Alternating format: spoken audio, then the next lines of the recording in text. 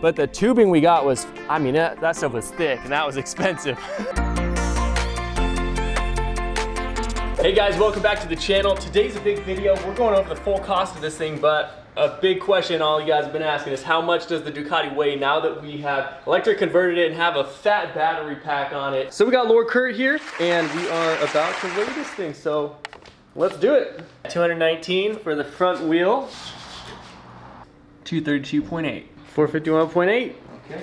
So that is in fact, it gained a little bit of weight. See, the electric swap we did actually added, how much was it before? Like 300? Dry weight was 395. 395. Let's see what the wet weight is, because that's the functional weight. That's true. Found one place that showed the curb weight, and it is 435.6 pounds. So 16 pounds lighter than it is right now. Okay, yeah. Gained 16 pounds. Not bad. Not, yeah, basically stock. All right, so let's go over how much it cost us, how much it set us back to build this electric Ducati. So we got the bike, the base 2002 Ducati Monster 750 for $1,500. It was non-running. It had been in the guy's barn for about 5 or 6 years or so. And so we thought it was a good platform to start the conversion on. It's a cool bike. It has good components. It's got the inverted forks, Brembo brake system, and kind of just a good overall, you know, structure to build off. Obviously it came with its own challenges. You guys know some of the parts were connected to the engine, that kind of thing. So when we took that out, we had to build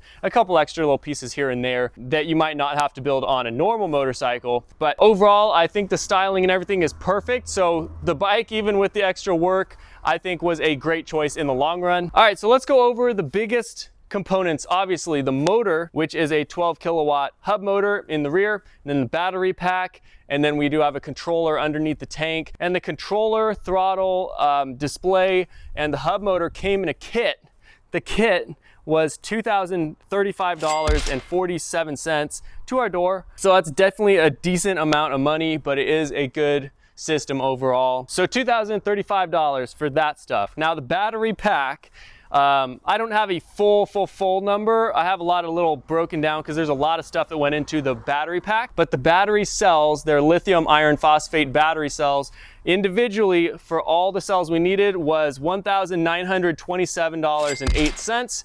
So almost $2,000. Obviously there were a lot more expenses with the battery pack. There was, the BMS cost $86 and change. Miscellaneous battery expenses was $300. The copper for the bus bars was $95.62. So you guys can see there's like $100 bills stacking up a little bit on all the little stuff that we have to do. The contactor, if you guys know what that is, was $84.95. If you don't know what I'm talking about, there's links in the descriptions if you guys want to check this stuff out as well. The charger for the battery pack was $126.85. So that's pretty much it for the powertrain. That's right around $4,000, $4,500 or something for powertrain only. Then of course we had the headlight, which I had actually bought previously, but it's the exact same price now. It was $77.76. Handlebars, $26.12. The sequential turn signals were $17. Paint was $170, right around there. Foot pegs, $15. Mirrors, I actually didn't put these on yet, but we literally just got the mirrors for the bike, and we also got an underglow kit. So the mirrors were $19, and then the underglow kit was $30. We'll see how we like that. I think that's actually gonna spice it up a little bit. And then another big expense that you guys probably don't realize was it as expensive as it is was just the tubing and the sheet metal and stuff that we had to get. That was $450 just for tubing. To fabricate the swing arm mount here, we had to get really thick tubing. And I mean, you guys have already seen the fabrication of that in previous videos, but the tubing we got was, I mean, that stuff was thick and that was expensive. So $450 just for some metal components. It wasn't even that much. It was just very thick and it was very expensive. So $450 for tubing.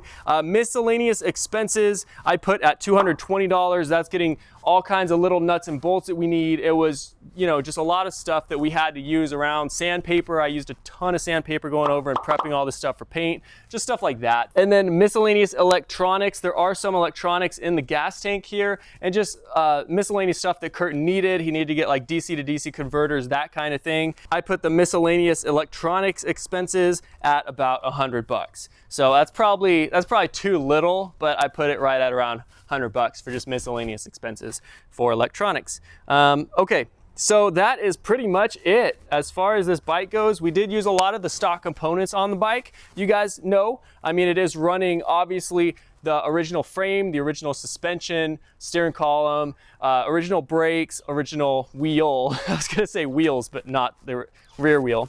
And then it is running the original tail light and all kinds of stuff. We did upgrade things to LED here and there as well. Anyway, the total is $7,281.07. So $7,300 to build this thing. And I did calculate, because I know there's a question that's gonna pop up in the comments, is how much would you charge to build this? You know, man hours, labor that would have gone into it. So if we were to charge, you know, 50 bucks an hour to build this, which is like a third of what it would be at any other shop, it would total to about $72,556. I'm just kidding. That we weren't charging man hours on this. This was a labor of love, and it was a labor of love that somebody's gonna get to enjoy for years to come. But if we were to do this, it would have been $72,556. But somebody's gonna really enjoy this thing down the line, and we got to take you guys along, you know, on the journey. There's been a good community following this. It's been a very good experience for both Lord Kurt and I. And we do have a lot more cool stuff in the pipeline right now. You know, we'll give this thing away. It's a great one for the portfolio. But yeah, just onwards and upwards from here. So overall, $7,281.07. And that is just money put into components on this bike.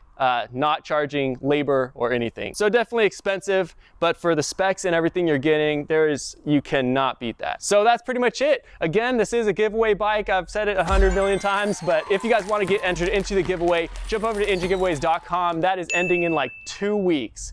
May 31st, 2022 is when the giveaway ends on this thing, and one of you guys is taking it home.